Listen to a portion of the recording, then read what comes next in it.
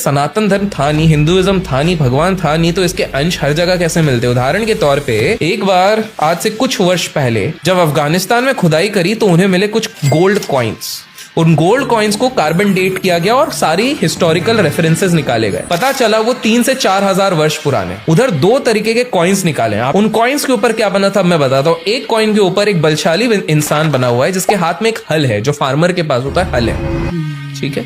और दूसरे कॉइन में एक बहुत वेल ड्रेस्ड इंसान जो बिल्कुल किंग जैसा लग रहा है और उसके ऊपर एक चक्र बना हुआ है। सो कृष्ण और बलराम। साइंटिस्ट लोगों ने, हिस्टोरियंस ने और आर्कियोलॉजिस्ट ने ये पता करने की कोशिश करी कि सबसे पुराना और सबसे बड़ा हिंदू टेम्पल कहां पर है। आप लोगों को क्या लगेगा? इंडिया में। ऑब्वियसली इंडिया के अलावा और कहीं होगा, तो इंडिया में है ही नहीं, वो कंबोडिया में है, अंकुर वट। सेकंड तो इंडिया में होना चाहिए। हाँ। जो सेकंड सबसे पुराना सबसे बड़ा हिंदू टेम्पल सनातन धर्म का जो चिन्ह है वो यूएसए न्यू जर्सी में है, स्वामीनारायण टेम्पल। ओह, फर्स्ट और सेकंड दोनों इंडिया में नहीं है।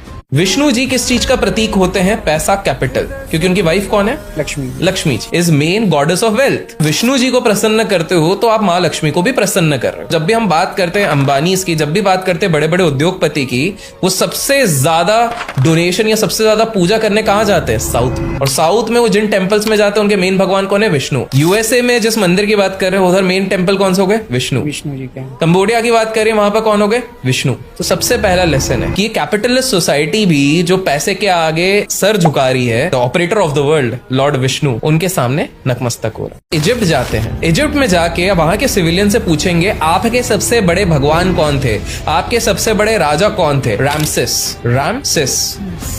जब वहां पर इजिप्ट में खुदाई करी गई 342 स्टैचूज मिले। उस स्टैचूज की जब एनालिसिस करी गई, विदेशियों ने करी और उन्होंने पता करा कि भाई ये किस वंशज के हैं, इनको क्या कहा जाएगा, तो उन्होंने निकाला उनकी स्ट्रक्चर से, उनके इंस्क्रिप्शन से कि इसका नाम है राम सिनोटिस।